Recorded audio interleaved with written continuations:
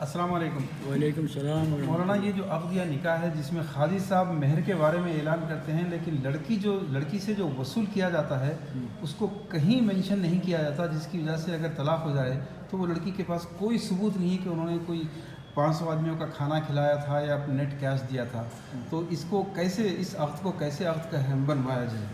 نہیں، مطلب یہ ہے کہ جو نکاح کیا جاتا ہے اس میں مہر دینے کی ذمہ داری شوہر پر ہے۔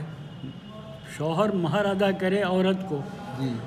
عورت کی طرف سے اگر کچھ رقم لی جاتی ہے تو یہ تو رشوت ہے، ناجائز ہے، حرام ہے، اور شرعی قانون کے اعتبار سے بھی غلط ہے اور موجودہ ہندوستانی حکومت کے اعتبار سے بھی غلط ہے۔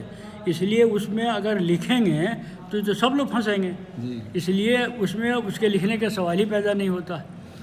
عورت کی طرف سے جو رقم وصول کی جاتی ہے، چاہے مانگ کر لی جائے، چاہے وہ رواج کی وجہ سے وہ اپنی طرف سے دے، بہر صورت وہ ناجائز اور حرام ہے، اس کا لینا صحیح نہیں ہے۔ دوسری بات یہ ہے کہ ولیمہ خود مستحب ہے، واجب فرض نہیں ہے۔ وہ اگر نہیں کھلائے تو اس میں کوئی گناہ نہیں ہے، کوئی حرج کی بات نہیں ہے۔ لیکن میں یہ سمجھتا ہوں کہ آج کل لڑکے والوں کی طرف سے بھی ولیمہ کے نام پر جو کچھ کیا جاتا ہے اس کے جائز ہونے میں شبہ ہے۔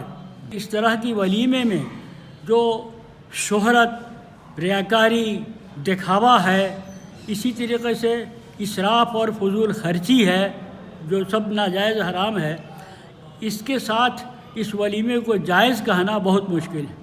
لڑکا والے جو ولیمہ میں کھلاتے ہیں اس میں بھی بعض مرتبہ تو مجھ کو ایسا معلوم ہوا کہ لڑکی والوں سے جو رقم لی جاتی ہے وہی ادھر ولیمے میں کھلایا جاتا ہے۔ تو ظاہر بات ہے کہ وہ حرام کھانا ہے، کسی کے لیے کھانا اس کا جائز نہیں ہوگا۔ جیسا کہ ہم لوگوں نے سنا ہے کہ بہت سے لوگ رقم لیتے ہیں لڑکی والوں سے اور اسی رقم سے ہی گل چھرے اڑاتے ہیں، تو ظاہر بات ہے کہ وہ کسی کے لیے بھی کھانا جائز نہیں ہے، وہ ناجائز اور حرام ہے۔ ان کو شریک نہیں ہونا چاہیے تاکہ ان غلط کاموں کی حوصلہ افزائی نہ ہو، اور اگر وہ حرام پیسے سے کھلا رہا ہے تب تو کسی کے لیے کھانا جائز نہیں ہے۔ جزاک اللہ مولانا، بہت بہت شکریہ۔